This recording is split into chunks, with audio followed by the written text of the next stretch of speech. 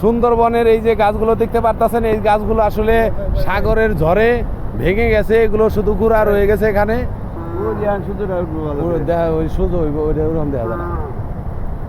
হ্যাঁ, এই যে এখানে দেখতেছেন, এই যে সুন্দরবনের কত বড় বড় গাছ।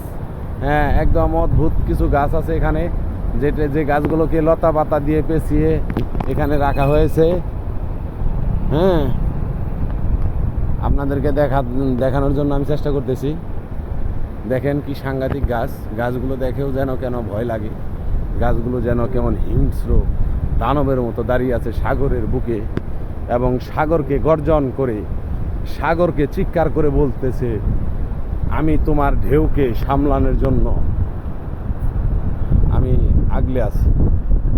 দেখেন কত বড় গাছ, কিভাবে লতা পাতা এই গাছগুলোকে জড়িয়ে টেনে রাখছে, মনে হয় কত রশি দিয়ে সেই গাছগুলোকে বেঁধে রাখা হয়েছে, কিন্তু আসলে না।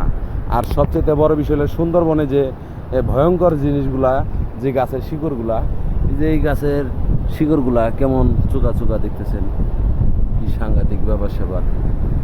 মনে হয় এগুলো কেউ লাগিয়ে রাখছে, কিন্তু আসলে না, এগুলা এইভাবেই নিচ থেকে উঠে এসেছে।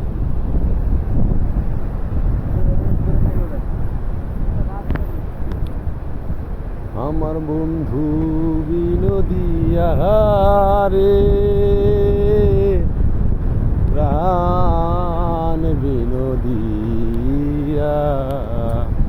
সুন্দরবনের এই যে দেখেন, আসলে কি ভয়ঙ্কর একটা দৃশ্য।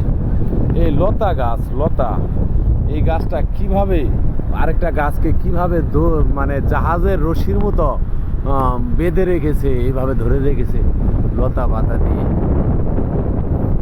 সাংঘাতিক ভয়ানক একটা দৃশ্য। আর এই যে একটা গাছের গোড়া, এখানে কাঁকড়ার মতো দেখা যাচ্ছে। হ্যাঁ, কাঁকড়ার মতো দেখা যাচ্ছে গাছটাকে। কি ভয়ঙ্কর দৃশ্য।